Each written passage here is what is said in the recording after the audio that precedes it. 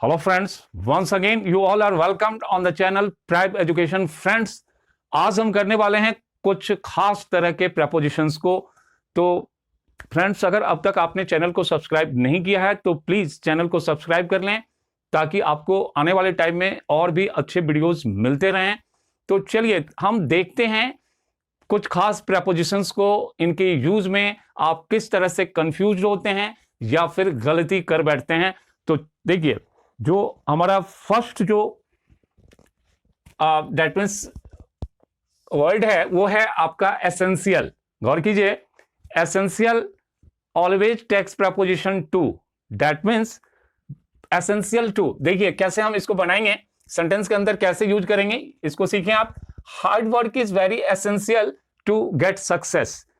देखिए, हमने कहना चाहा कि hard work is very essential to get success, that means अगर आपको सक्सेस चाहिए तो हार्ड वर्क जो है वो काफी जरूरी है, काफी एसेंशियल है। तो एसेंशियल के साथ आपको ध्यान रखना है कि हमेशा ही प्रपोजिशन टू का यूज होता है और मतलब निकला जरूरत होना। चलिए नेक्स्ट जो वर्ड है वो है हमारा इक्वल। गौर कीजिए, इक्वल भी जो है वो अपने साथ प्रपोजिशन टू लेता है। इक्वल टू हम कैसे बनाएंगे, जैसे कहना चाहा कि this angle is equal to that one, मतलब यह एंगल उस एंगल के इक्वल है। तो जब भी आपको इक्वल का यूज करना है तो आप निश्चित रूप से इक्वल के बाद भी प्रपोजिशन टू का यूज करेंगे। दूसरा कोई भी प्रपोजिशन अगर लगाएंगे तो वो गलत होगा। नेक्स्ट जो वर्ड लिया हमने वो है एग्जम्प्टेड। गौर कीजिए, एग्जम्प्टेड जो है अपने साथ जो प्रपोजिशन लेता है वो होता है फ्रॉम, और एग्जम्प्टेड फ्रॉम का मतलब होता है माफ कर देना। अब ये कैसे यूज करेंगे, देखिए, the principal exempted the poor students from the payment of tuition fee. हमने यहां कहना चाहा कि प्रिंसिपल ने पुअर स्टूडेंट्स को खास करके ट्यूशन फी के पेमेंट से क्या कर दिया, एग्जम्प्टेड कर दिया, उनको मना कर दिया, माफ कर दिया कि भी आपको ट्यूशन फी पे करने की जरूरत नहीं है। तो ध्यान रखेंगे, एग्जम्प्टेड अपने साथ जो है प्रपोजिशन फ्रॉम लेता है और इसका मतलब बनता है माफ कर देना। नेक्स्ट जो हमारा वर्ड है वो है एस्केप। गौर कीजिए, एस्केप जो है वो अपने साथ लेता है प्रपोजिशन फ्रॉम। एस्केप फ्रॉम इसका मतलब होता है भाग जाना, निकल कर भागना।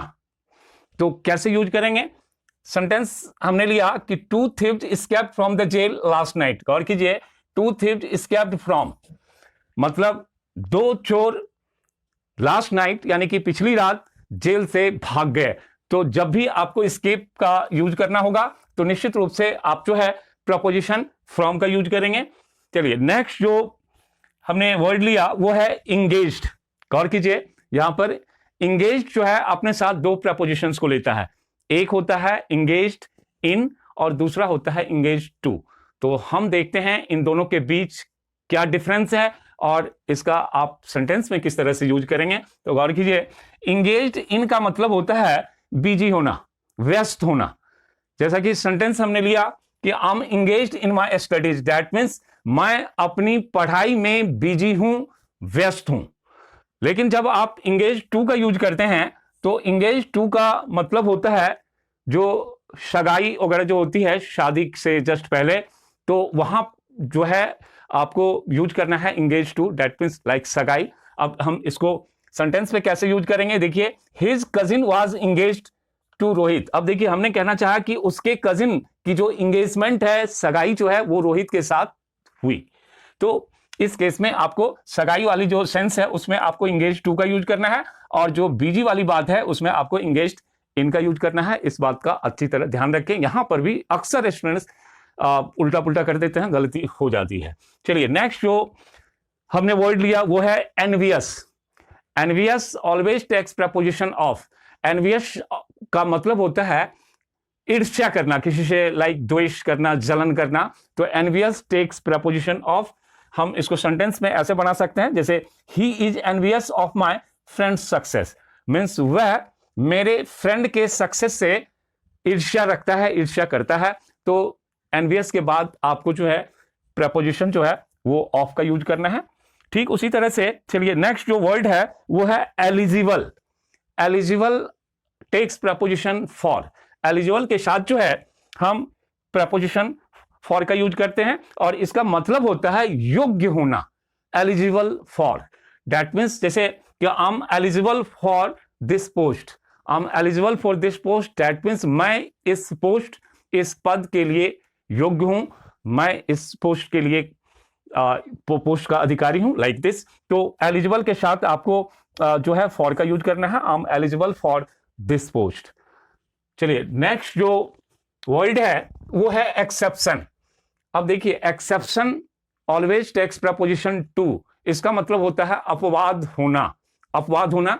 अब कैसे हम यूज करेंगे, एक सेंटेंस लिया हमने कि this sentence is exemption to the given rule, means यह वाक्य, यह सेंटेंस जो रूल दिया गया है उसका अपवाद है, मतलब जो रूल आपको पहले बताया गया है उस रूल के अकॉर्डिंग इस सेंटेंस की फॉर्मेशन नहीं हुई है, यह सेंटेंस उस रूल के जस्ट अपोजिट है, मतलब उसके अपवाद में आता है। तो आपको ध्यान रखना है exception always takes preposition to.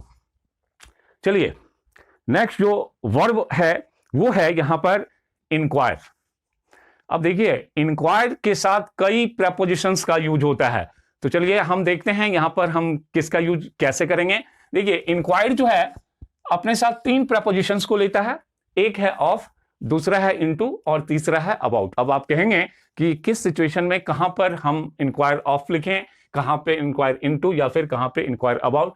तो ध्यान दीजिए इंक्वायर ऑफ का यूज जो है वो पर्सन के लिए होता है, ध्यान देंगे इंक्वायर ऑफ का यूज आप पर्सन के लिए करेंगे। इंक्वायर इनटू का यूज जो है किसी मैटर के लिए होता है, और इंक्वायर अबाउट का यूज जो है जब आप स्टेशन जाते हैं, ट्रेन वगैरह की इंक्वायरी करते हैं, तो वहां पर इंक्वायर अबाउट का यूज होता है। तो चलिए हम इसको एग्जांपल से समझते हैं। She inquired of me about my studies. देखिए इंक्वायर्ड ऑफ आया है और ऑफ के बाद मी यानी कि पर्सन का यूज किया है हमने, तो she inquired of me about my studies, that means उसने मुझसे मेरी पढ़ाई के बारे में इंक्वायरी की, पूछा। अब देखिए इंक्वायर्ड इनटू यानी कि किसी मैटर के बारे में इंक्वायरी करना। The police inquired into the matter, inquired into, that means the police inquired into the matter to reach the final conclusion, that means police ने मैटर की, मामले की छानबीन की, उसकी इंक्वायरी की फाइनल कंक्लूजन तक पहुंचने के लिए। तो आप ध्यान देंगे इंक्वायर्ड इनटू, दैट मींस ये किसी मैटर की जो छानबीन होती है उसके लिए यूज किया जाता है।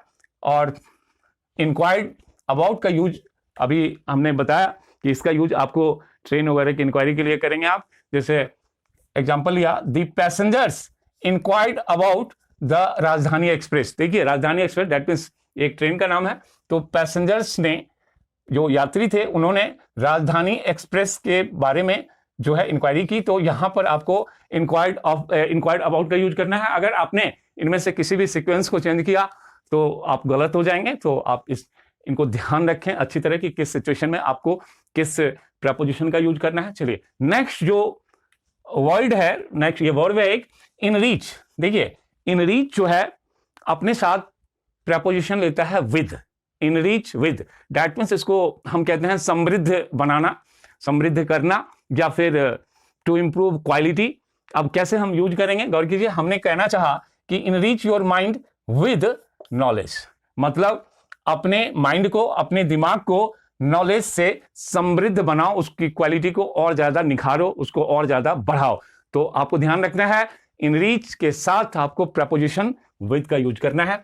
चलिए इक्विवेलेंट, गौर कीजिए, equivalent always takes preposition to, equivalent to बराबर होना।